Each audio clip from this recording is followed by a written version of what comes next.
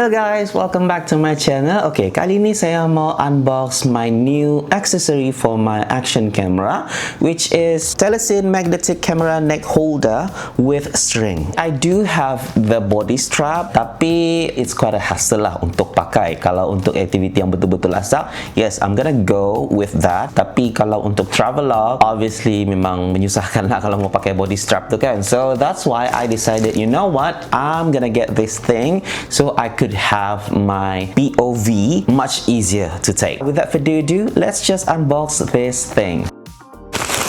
Actually ada banyak saja di luar sana, tapi this is like the most highly recommended one. So yeah, that's why I got this one. It comes in this plastic, tiada box pun.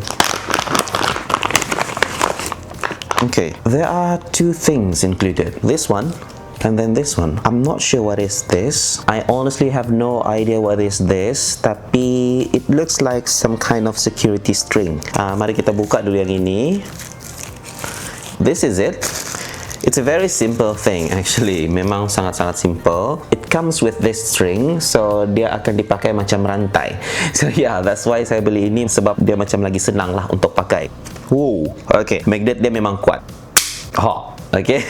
Kalau macam mau tarik macam ni memang keras. So untuk saya buka, saya kena tolak dia. Yeah, I have to push it, baru dia senang dibuka. Basically, it comes with this and then this, and I'm still not sure how to use this thing. Never mind. Okay, so now let's try letak saya punya kamera. DJI Osmo Action 5 Pro actually comes with magnetic quick release. Tapi kalau saya gantung macam ni, apa yang saya rakam? Saya rakam di bawah.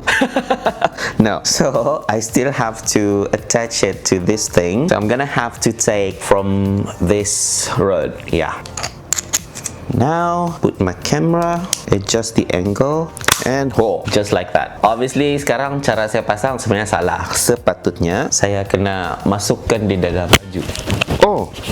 Right now, saya pakai saya punya DJI mic mini, right? And this DJI mic mini also comes with magnet holder. So, bila saya masukkan tadi, my DJI mic melekat teruslah dengan dia punya magnet. Sebab magnet dia memang kuat. So, after this, bila saya mau pakai mic ini, I don't really have to bersusah payah lah kan? I just put it like this. Sebab magnet ini sudah ada dalam baju saya. And it's really strong. Kita tangkap. Now, saya mau try dulu letak ini. That's it. It's on my chest. Bila saya mau rakam, I just tekan sini, and now it's recording.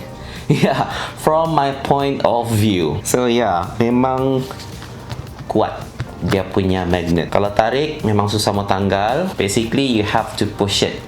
Tolak ke atas baru dapat buka. If you need an accessory untuk kamu rakam your point of view for your vlogging whatsoever, I would absolutely highly recommend you to get this thing. Harga dia pun murah, quality dia memang bagus, dan dia punya magnet pun sangat kuat. And I still do not know how to use this. So anyone out there who knows what is the use of this thing, maybe you could just drop me a comments below. Help me please, maybe. Yeah, I guess that's all for now. Until next time, bye bye.